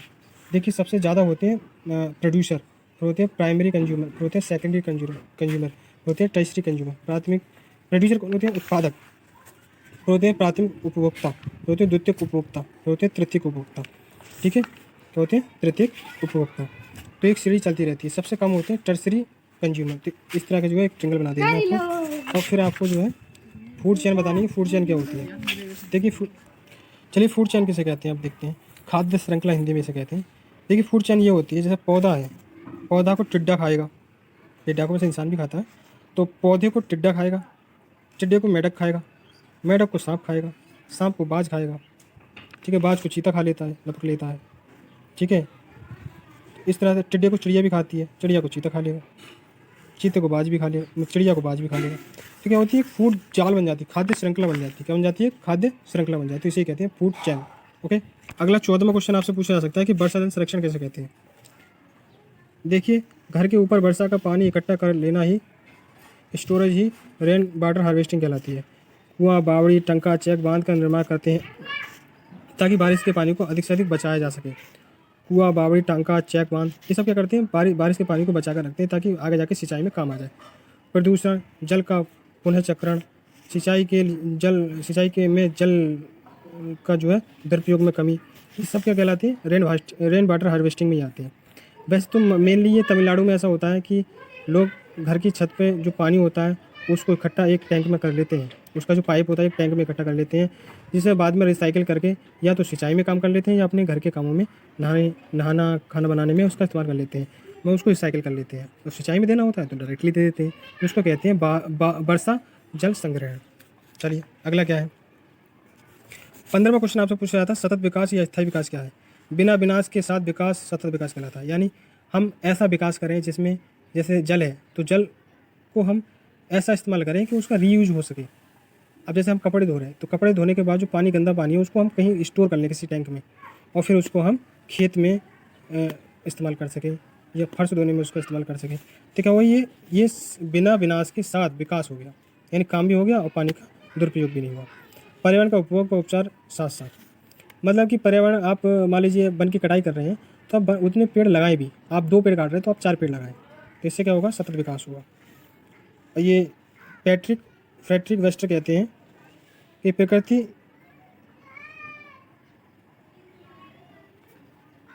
जो फ्रेडरिक वेस्टर हैं वो कहते हैं कि हमने अब तक 30,000 पौधे की प्रजातियों को विलुप्त कर दिया है, 2,000 पक्षी तथा जंतु की जातियों को नष्ट कर दिया है।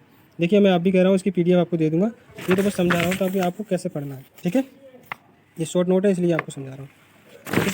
आपसे अगला 16वां क्वेश्चन पूछा जा सकता है कि भूकंप कारण व प्रभाव बताइए अर्थक्वेक के। तो देखिए जो कारण है वो है भंजन, ठीक है, क्या है, भंजन कारण है इसका। भंजन क्या होता है, जब पृथ्वी के नीचे की जो प्लेट है वो आपस में टकरा जाती हैं तब क्या होता है, भूकंप का जन्म होता है। जब ज्वालामुखी विस्फोट होता है तभी भूकंप का उत्पन्न होता है। जब पृथ्वी का संकुचन होता है, जब पृथ्वी सिकुड़ने लगती है जगह जगह, तब वहाँ पे भी क्या होता है, भूकंप का निर्माण होता है। गैस का फैलाव, जो पृथ्वी के अंदर गैसें हैं जब वो बाहर आने लगती हैं बहुत तेज़ी से तो भी भूकंप बढ़ जाता है। देखिए भूकंप जहाँ से शुरू होता है उसे कहते हैं एपिसेंटर, और पृथ्वी के जिस केंद्र पर आकर निकलता है उसे कहते हैं फोकस। उसे क्या कहते हैं, फोकस, केंद्र कहते हैं, इसे कहते हैं केंद्र, और इसे कहते हैं एपिसेंटर, केंद्रक, ठीक है। एल तरंगें सबसे पहले पृथ्वी पर आती है और बहुत तेज़ी से फैल जाती है और भूकंप का निर्माण करती हैं। ओके, प्रभाव क्या है, भ्रंश निर्माण होता है, मान लो रिफ्ट वैली का निर्माण होता है, जैसे ताप्ती नदी और नर्मदा नदी रिफ्ट वैली में बहती है ना, ऐसी रिफ्ट वैलियों का निर्माण होता है भूकंप से, उनका भी इसी से निर्माण हुआ है, ठीक है। जान माल की हानि होती है। 1935 में क्वेटा शहर जो जापान का शहर है उसमें लगभग 25,000 लोग भूकंप से ही मारे गए थे। तो ये थोड़ा सा और इसमें जो है आप मिर्च मसाला लगा के पेपर में लिख दीजिएगा। अगला क्वेश्चन 17वां क्वेश्चन है, ग्रीन हाउस प्रभाव आपसे पूछ सकता है। देखिए ग्रीन हाउस प्रभाव क्या है, देखिए जो हमारा इन्वायरमेंट है, जो पृथ्वी के चारों तरफ जो गोला सा बना हुआ है इन्वायरमेंट, इस इन्वायरमेंट में जब सूर्य से किरणें आती हैं तो ये आ रही किरणें, तो ये आने वाली जो किरणें हैं ये होती हैं लॉन्ग वेवलेंथ, क्या होती हैं, ये जो सूर्य से किरणें आती हैं ये शॉर्ट वेवलेंथ होती हैं। जब इन्वायरमेंट से टकराती हैं तो कुछ वेव तो सीधी निकल जाती हैं आसमान में को, ठीक है, और कुछ वेव अंदर ही फंस कर रह जाती हैं।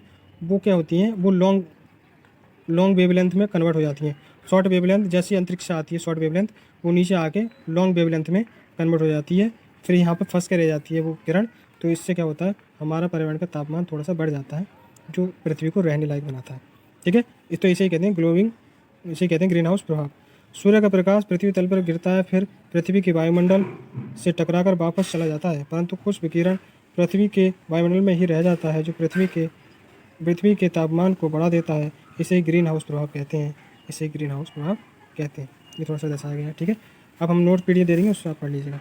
अगला है 18वां क्वेश्चन कि भारत बढ़ती ऊर्जा मांग आवश्यकता क्यों बढ़ रहा है, मतलब भारत में ऊर्जा की मांग क्यों बढ़ रही है। ऐसा क्वेश्चन मैं पिछली बार भी करा चुका हूँ, तो आप यहाँ पे थोड़ा सा देख लीजिए कि प्रति व्यक्ति एनर्जी कंजप्शन बढ़ रहा है, लोग जो है जनसंख्या वृद्धि बढ़ रही है, ऊर्जा का अनियंत्रित उपयोग बढ़ रहा है, खाली रूमों में पंखे चलते रहते हैं। परिवहन में क्या होता है कि लोग अपनी अपनी कार ले लिए, अब 10 कारें जा रही हैं रोड पे, तो 10 कारें ज़्यादा ऊर्जा की मांग करेंगे, तो भारत में इसलिए ऊर्जा की मांग बढ़ रही है, ठीक है। देखिए अगला क्वेश्चन है रेगिस्तान की विशेषता आपसे पूछ रहे हैं। तो भूमि के बाष्पीकरण अधिक होता है रेगिस्तानों में, जितनी वर्षा नहीं होती जितना बाष्पीकरण हो जाता है, तो इस प्रकार कह सकते हैं कि वो रेगिस्तान है। वर्षा कम होती है, वर्षा लगभग 25 सेंटीमीटर से भी कम होती है। यहाँ पे प्रतिशत नहीं है, सेंटीमीटर होना चाहिए था, ठीक है, सेंटीमीटर, ठीक है, यहाँ पे सेंटीमीटर होना चाहिए था। तो 25 सेंटीमीटर से भी कम होती है वर्षा। दिन का तापमान तो बहुत ज़्यादा हो जाता है और रात का तापमान एकदम से बहुत तेज़ी से गिर जाता है। तो ये सब क्या है, रेगिस्तान की विशेषता है। चट्टानें रेतीली होती हैं, वनस्पति कंटीली तथा छोटी पाई जाती है, कांटेदार वनस्पति पाई जाती है। और जानवर की बात करें तो ऊँट जैसे जानवर पाए जाते हैं जो पानी की कमी से भी कई दिनों तक रह सकते हैं। और सहारा मरुस्थल जिसका 50 डिग्री सेंटीग्रेड तापमान है अफ्रीका का, वो सबसे ज़्यादा तापमान वाला मरुस्थल है। अगला मरुस्थल है गोबी का मरुस्थल, ये बहुत ठंडा मरुस्थल है, ठीक है। तो ये हो गई रेगिस्तान की विशेषताएं। आपसे रेगिस्तान की विशेषता पूछ ले तो आप इसका आंसर। अगला क्वेश्चन आपसे पूछ सकता है अच्छा एनर्जी तथा गैर अच्छा ऊर्जा स्रोत क्या है, रिन्यूएबल एनर्जी और नॉन रिन्यूएबल एनर्जी, ठीक है। रिन्यूएबल सोर्स कौन से हैं और नॉन रिन्यूएबल रिसोर्स कौन से हैं। तो देखिए रिन्यूएबल सोर्स ऐसे रिसोर्स होते हैं जिनको दोबारा, मतलब वो नष्ट नहीं होते यूज़ करने के बाद, उनको दोबारा इस्तेमाल किया जा सकता है, ठीक है। और नॉन रिन्यूएबल रिसोर्स ऐसे होते हैं जो एक बार यूज़ करने के बाद उसका दोबारा रीयूज़ नहीं किया जा सकता, उन्हें कहते हैं नॉन रिन्यूएबल रिसोर्स। जैसे सौर ऊर्जा, पवन ऊर्जा, ज्वारीय ऊर्जा, तरंग ऊर्जा, भूतापीय ऊर्जा, बायोगैस, बायोडीजल, ये सब क्या है, इनको दोबारा इस्तेमाल किया जा सकता है एक बार ख़त्म होने के बाद। जैसे सौर ऊर्जा है तो सौर ऊर्जा का दोबारा इस्तेमाल किया जाता है, सोलर एनर्जी का ख़त्म थोड़ी नहीं होती है वो। ऐसी पवन ऊर्जा है, हवा तब भी चलती है, और जब हवा पंखे से टकरा के चली जाती है पवन चक्की के, तब भी वो हवा नष्ट नहीं होती, वो दोबारा फिर आती है लौट के। तो सब ऐसी जो चीज़ें हैं जिनका दोबारा इस्तेमाल किया जा सकता है, इन्हें कहते हैं रिन्यूएबल रिसोर्सेज। जैसे तरंग है, अब जैसे भूतापीय ऊर्जा जो ज़मीन की गर्मी है उसको भी दोबारा इस्तेमाल किया जा सकता है, ठीक है, वो नष्ट नहीं होती। अब ये जो है नॉन रिन्यूएबल रिसोर्स, कोयला है, पेट्रोलियम है, प्राकृतिक गैस है, परमाणु ईंधन है, ये सब दोबारा इस्तेमाल नहीं किए जा सकते। क्या आप पेट्रोल जब डालते हैं बाइक की टंकी में, क्या उसको दोबारा इस्तेमाल कर सकते हैं, नहीं कर सकते ना। तो इसलिए ये वो वाले नॉन रिन्यूएबल रिसोर्स वो होते हैं जिनको दोबारा इस्तेमाल नहीं किया जा सकता। देखिए यहाँ पे आपके 20 क्वेश्चन पूरे हो गए, यहाँ से पूरे क्वेश्चन आएंगे, ठीक है, ध्यान रखिएगा। देखिए वीडियो हमारी पसंद आई हो तो आप इसे लाइक कर दीजिएगा, शेयर कर दीजिएगा। टाइम बहुत कम है, एनवायरमेंटल एजुकेशन का पेपर अगर आपको 100% करना है तो हमारा ये वीडियो जरूर देख कर जाइएगा। इसको शेयर कर दीजिएगा, सब्सक्राइब कर दीजिएगा। धन्यवाद।